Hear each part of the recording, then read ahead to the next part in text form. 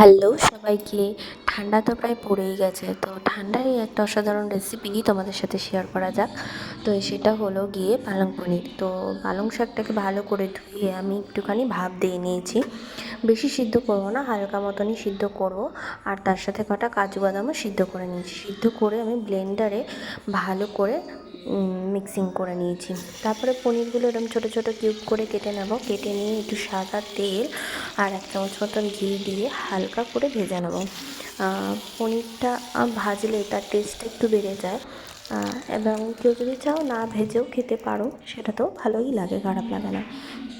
তো পনিরটা হালকা করে ভেজে আমি কড়াইতে তেল আর জিরে শুকনো লঙ্কা ফোড়ন দিয়ে নিয়েছি। তারপরে পেঁয়াজ অ্যাড করে নিয়েছি। পেঁয়াজটা ভালো করে ভাজা হতে হতে আমি কিছুটা আদা রসুন শিলে বেটে নিয়েছি। বেটে নিয়ে সেটাকেও ভালো করে তেলে পেঁয়াজের সাথে ভালো করে কষিয়ে নিচ্ছি। তারপরে দিয়ে দেবো মশলা, নুন, হলুদ, জিরে গুঁড়ো, ধনে গুঁড়ো।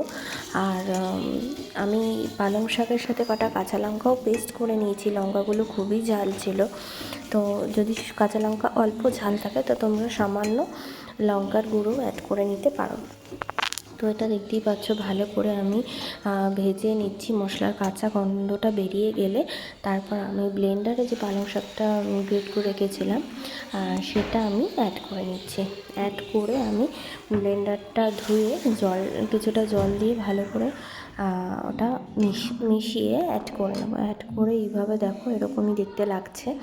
তো এটা কিছুটা ফুটতে ফুটে আসলে পরে আমি ভাজা পনিরগুলো অ্যাড করে নেবো। ভাজা পনিরগুলো অ্যাড করে ভালো করে মিশিয়ে নেব।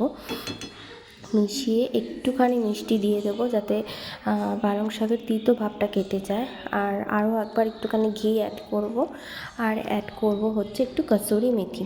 কসুরি মেথিটা তোমরা কড়াইতেই অ্যাড করে নিতে পারো, আমি ভুলে গেছিলাম তাই জন্য আমি লাস্টে অ্যাড করে নিচ্ছি। জাস্ট একটু গার্নিশও হয়ে গেল। তো এইভাবে খাওয়ার সময় ভালো করে নাড়িয়ে দিলেই হবে। তো চলো, কেমন লাগলো জানিও অবশ্যই।